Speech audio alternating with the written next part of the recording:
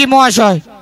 ISF ISF ISF জিন্দাবাদ জিন্দাবাদ জিন্দাবাদ আইএসএফ আইএসএফ আইএসএফ জিন্দাবাদ জিন্দাবাদ জিন্দাবাদ। মাননীয় নওশাদ সিদ্দিকী ভাইজান আপনাকে জানাই সুস্বাগতম স্বাগতম। স্বাগতম মাননীয় নওশাদ সিদ্দিকী ভাইজান আপনাকে জানাই সুস্বাগতম স্বাগতম স্বাগতম।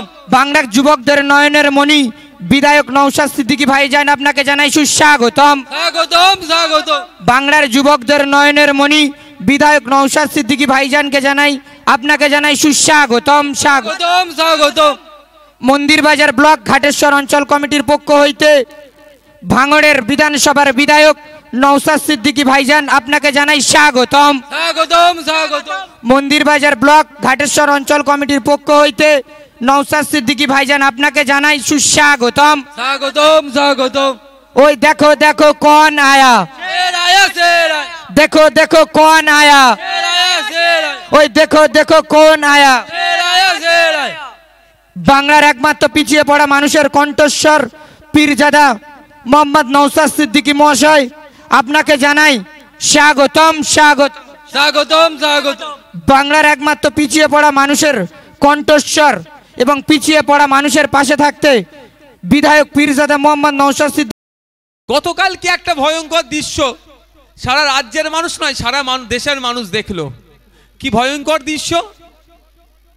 এক নেতার বাড়িতে কোর্টের নির্দেশে কোর্ট অর্ডার করেছে, রেশনে দুর্নীতি হয়েছে তদন্ত করার জন্য একটা কেন্দ্রীয় এজেন্সির হাতে দিয়েছে, ইডির হাতে দিয়েছে। ইডির কাজ হবে নির্দিষ্ট সময়ের মধ্যে তদন্ত করে রেশন নিয়ে যারা দুর্নীতি করেছে, কি দুর্নীতি হয়েছে, আপনার আমার যে রেশনটা পাই, যে চালটা আসে সেই চাল অনেক ক্ষেত্রে দেখবেন খারাপ চাল আমাদেরকে নিতে হয়, যেটা আসে সেটা মধ্যখান থেকে লুট হয়ে যায়। এই লুটের সাথে যারা যুক্ত বা বাচ্চারা মিড ডে মিলে, আপনার আমার সন্তান যেখানে গিয়ে মিড ডে মিলের একটু খাবারটা পায়, সেটাও এই তৃণমূলের কিছু নেতা দ্বারা চুরি হয়েছে। কোর্ট সেই জন্য ইডিকে দায়িত্ব দিয়েছে এটা তদন্ত করো, এর সাথে কারা কারা যুক্ত তাদের নাম তাদেরকে বার করে নিয়ে আসো, কোর্ট তাদেরকে শাস্তি দেবে। ইডি গিয়েছিল গতকালকে সন্দেশখালী বা রাজ্যের বিভিন্ন জায়গাতে তদন্ত করছে। গিয়ে দেখলাম এক বড় নেতা বলে দাবি করে, তার বাড়ি ছিল না বা ছিল সেটা আমি বলতে পারছি না, তা দীর্ঘক্ষণ ডাকাডাকির পরে যখন কোনো সাড়া পায়নি, তার বাড়ির গেটটা ভেঙে ভেতরে ঢুকতে চেয়েছিল। সেই সময় কি হলো, অতর্কিত হামলা চালানো হলো তার উপরে। আমি মনে করি ওটা গ্রামের মানুষ অল্প ছিল, বাকিটা তৃণমূলের লোক ছিল, আর স্বল্প যে গ্রামের মানুষ ছিল তাদেরকে ভুল বুঝিয়ে নিয়ে আসা হয়েছে, ওখানে তাদেরকে মিসগাইড করে নিয়ে আসা হয়েছে। তাই আপনাদের উদ্দেশ্যে বলবো, মিডিয়ার মাধ্যমে সেই সমস্ত মানুষের কাছেও বার্তা পৌঁছাবো, আমরা কোন কাজে বাধা দিচ্ছিলাম। যে গ্রামের মানুষকে ভুল বুঝিয়ে ইডি অফিসারের মাথা ফাটালো, গ্রামের মানুষকে স্বল্প গ্রামের মানুষকে ভুল বুঝিয়ে তৃণমূল তার স্বার্থ চরিতার্থ করলো, তৃণমূল তার কাজকে হাসিল করলো। ওখানে তো সেন্ট্রাল ফোর্স ছিল ভাই, ওখানে যদি শীতলকুচির মতো বড় কোনো দুর্ঘটনা ঘটে যেত, মমতা ব্যানার্জির ভোট লুটতে সুবিধা হতো। ওখানে শীতলকুচির মতো ঘটনা যদি ঘটে যেত, ওটাকে সামনে রেখে সংখ্যালঘু তাস খেলতো এই মমতা ব্যানার্জি। কিন্তু একবারের জন্য মমতা ব্যানার্জি বলল না যে সেন্ট্রাল ফোর্সের সামনে বা ইডির সাথে যে আচরণটা হয়েছে ওটা খারাপ হয়েছে। কোর্টকে আমরা অবজ্ঞা করতে পারি না। কোর্টের অর্ডার যদি আমাকে ভালো না লাগে, আমি তার উপরও যে কোর্ট আছে সেখানে আমি যাব, চ্যালেঞ্জ করতে পারি একটা অর্ডারকে। কিন্তু কোর্ট অর্ডারে যখন তদন্ত করতে গিয়েছে, তাদেরকে ওই রকমভাবে ডিস্টার্ব করা আইনের বহির্ভূত, কোনোভাবেই এটাকে মেনে নেওয়া যায় না। ধিক্কার নিন্দা জানাচ্ছি।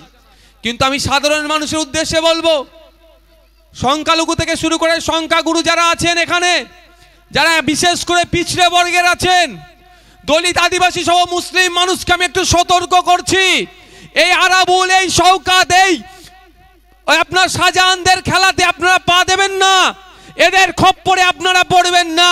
ভাবুন গতকাল যেভাবে ইডির আধিকারিকদের মাথা ফাটালো, সেন্ট্রাল ফোর্সের সাথে যেরকম ভাবে নোংরামি করলো, তাদের তো ভাই গুলি চালানো অর্ডার সব সময় থাকে। যদি গুলি চালাতো, গুলিটা কে খেত? এই শওকাত, আরাবুল, শাহজাহান খেত, না আপনার পাড়াতে রাম রহিমের বুকে লাগতো?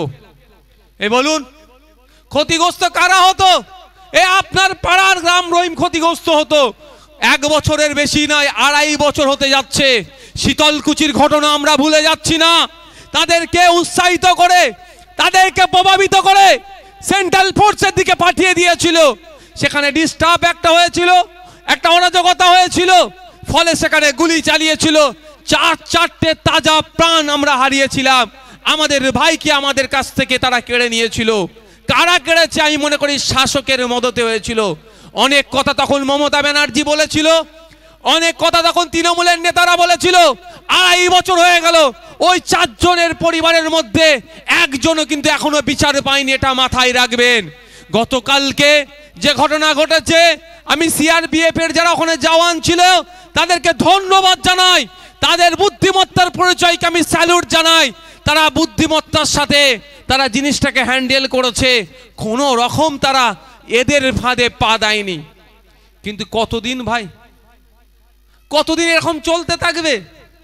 যারা এখানে আছেন সংখ্যালঘু থেকে শুরু করে পিছড়ে বর্গের যারা আছেন তাদের উদ্দেশ্যে বলছি, সব সময় বলির বাকড়া আপনাদেরকে করা হয়।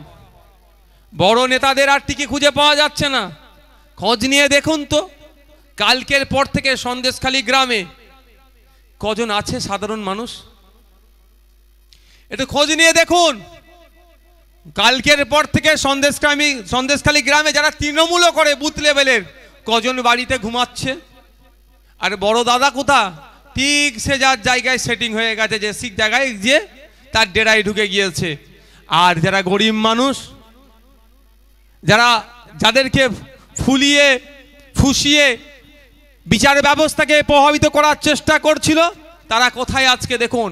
গতকালকে একটা ভিডিও বাইট দেখলাম যে 5 জনকে নাকি অ্যারেস্ট করেছে।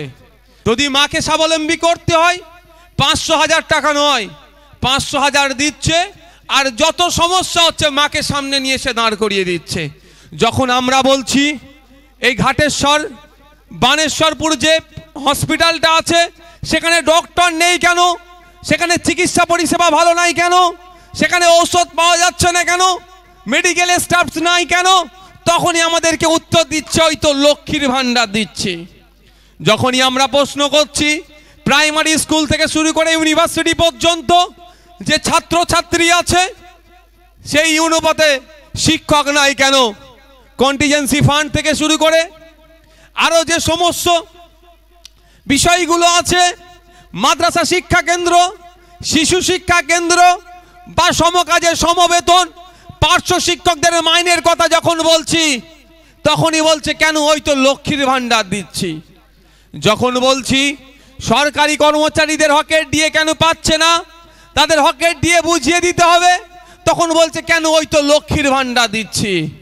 যখন বলছি কৃষকদের বিজ্ঞানসম্মতভাবে চাষ করার জন্য উৎসাহিত করতে হবে, তখনই বলছে কেন ওই তো লক্ষ্মীর ভান্ডার দিচ্ছি।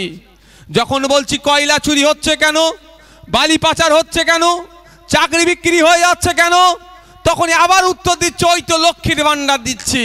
মানে যেই প্রশ্নই করি না কেন শাসককে, সেই ঘুরে ফিরিয়ে এসে মাকে সামনে দাঁড় করিয়ে দিচ্ছে, মায়ের হাতে 500 টাকা দিচ্ছে বলে মাকে ঢাল হিসাবে ব্যবহার করা হচ্ছে। আমি বলি আমাদের পার্টি বলে 500,000 টাকা ওই ভিক্ষার মতো দিয়ে লাভ হবে না। যদি প্রকৃত অর্থে মায়েদেরকে, বোনেদেরকে, মহিলাদেরকে স্বাবলম্বী করতে চান তাহলে এনাদের হাতে কাজ দিন। মাস গেলে 5,000-এর আশপাশে ইনকাম করবে, এই কাজের ব্যবস্থা মায়েদের হাতে তুলে দিন, এই দাবি আমরা করছি। আগামী দিনে যদি পশ্চিম বাংলাতে আমাদের হাতে দায়িত্ব আপনারা তুলে দেন, আমাদেরকে যদি সরকারে রাখেন, প্রশাসনকে ব্যবহারের করার সুযোগ দেন, আমরা দায়িত্ব নিয়ে বলছি আমরা 500,000 নয়, মায়েরা মাস গেলে যাতে 5,000 করে ইনকাম করতে পারে তার ব্যবস্থা আমরা মায়েদের হাতে তুলে দেবো, তার ব্যবস্থা আমরা করব। 500,000 দিচ্ছে আর যখনই চুরিতে ধরা পড়ে যাচ্ছে লক্ষ্মী ভান্ডারের কথা বলছে। আমি 500,000-এর বিরোধিতা কিন্তু করছি না, মায়েদের বলছি। মায়েরা বলুন, আপনাদের কারো পরিবারের কোনো মহিলার সন্তান প্রসবের সময় আসলে সরকারি হসপিটালে গিয়ে আপনাদের বাড়ির সন্তানগুলো মহিলারা সন্তান প্রসব করতে পারে তো? একটু বলবেন কোথায় যেতে হয়? বেসরকারি হসপিটালে। সরকারি হসপিটালে হয় কি? মায়ের একটু বলবেন হয়? কোথায় যেতে হচ্ছে? ম্যাক্সিমাম বেসরকারি হসপিটালে। বেসরকারি হসপিটালে যাওয়া মানেই কি কম করে 15 থেকে 20,000 টাকা বিল আপনার করে দিচ্ছে। আমাদের বক্তব্য 500,000 পরে হবে। আগে সরকারি হসপিটালগুলোকে চিকিৎসা পরিষেবার উপযুক্ত করুক। মায়েদের কোনো সময় ট্রিটমেন্টের প্রয়োজন হলে বা বাড়ির কোনো সদস্যের ট্রিটমেন্টের প্রয়োজন হলে বেসরকারিতে গিয়ে ওই 10,000 15,000 বিলের দরকার নাই। সরকারিতে গিয়ে বিনামূল্যে যাতে আমি চিকিৎসা পরিষেবা পাই তার ব্যবস্থা সরকারকে করতে হবে, এই আওয়াজ আমরা তুলি। মাকে না হলে বছরের শেষে 6,000 টাকা দিচ্ছে, সেই মায়ের পরিবারের কোনো একজনকে চিকিৎসা পরিষেবা নিতে গেলে কোথায় যেতে হচ্ছে? বেসরকারিতে গিয়ে কত টাকা দিতে হচ্ছে? 8,000 10,000 টাকা বিল করিয়ে আনছে। তাই আপনাদের বলবো একটু সতর্ক হন, সজাগ হন। 500 টাকা আপনার হাতে ধরিয়ে দিচ্ছে। আজকে সরষের তেলের কিলো কততে পৌঁছেছে মায়েরা বলুন? 500 টাকা আপনার হাতে মাস গেলে ধরাচ্ছে। আলুটা কিনতে যান বাজারে, নিত্য প্রয়োজনীয় জিনিসটা কিনতে যান, সেই দামটা আকাশ ছোঁয়া হয়ে যাচ্ছে। 500 দিয়ে আপনাকে ভুলিয়ে দেওয়ার চেষ্টা করছে, কিন্তু আপনাকে 500 দিয়ে আপনার কাছ থেকে ওরা 5,000 বার করে নিচ্ছে, আপনি বুঝতে পারছেন না। তাই আওয়াজ তুলতে হবে। আপনাকে 500 দিচ্ছে আর আপনার সন্তানটা যে প্রাইমারি স্কুলে পড়তে যায় একটু গিয়ে দেখুন তো, 400 ছাত্রছাত্রী আছে একটা প্রাইমারি স্কুলে। উদাহরণের জন্য বলছি আমি, কটা টিচার আছে ওখানে? 3 থেকে 4টে। তাহলে আপনাকে হাতে 500 দিচ্ছে, আপনার ছেলের বুনিয়াদী শিক্ষা যেখান থেকে হবে সেই মেরুদণ্ডটা ভেঙে দিচ্ছে। আপনার ছেলে আপনি আর্থিকভাবে স্বাবলম্বী নয়। আচ্ছা, আমি একটা জিজ্ঞাসা করতে চাই, এখানে যারা উপস্থিত আছেন কতজনের ছেলে মেয়ে বেসরকারি স্কুলে পড়াশোনা করে? সরকারি স্কুলে তো সবাই পড়াশোনা করে। কতজনের ছেলে মেয়ে বেসরকারি স্কুলে পড়াশোনা করে? মানে মাস গেলে 8,000 10,000 টাকা খরচ করে পড়াই কতজনের ছেলে? আমি একজনকে দেখতে পাচ্ছি। আর কেউ আছে? একজন, দুজন হাত তুলেছিল।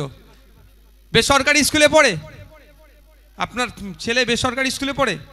হ্যাঁ, এই তো 4 জন হলো টোটাল। এখানে এত মানুষ আছে, মাত্র 4 জনের ছেলে মেয়ে বেসরকারিতে পড়ে, অর্থাৎ গাঁটের টাকা খরচ করে বেশি করে পড়াতে হয়। এখানে কৃষিকাজের সাথে যুক্ত কারা? কৃষক কারা? জমিতে চাষবাস করে কারা?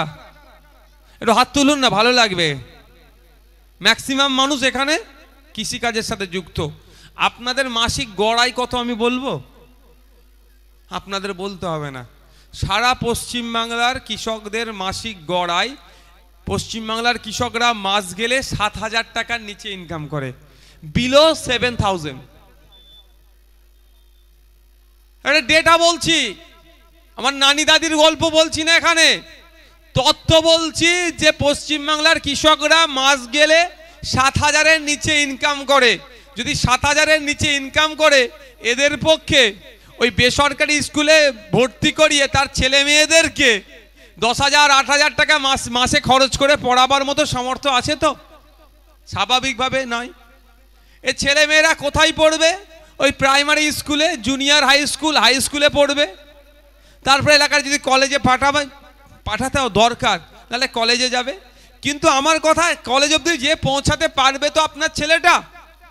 আপনার বাচ্চাটা যখন প্রাইমারি স্কুলে পড়ছে, 400 ছেলে মেয়ে আছে, সেখানে টিচার মাত্র 4 জন।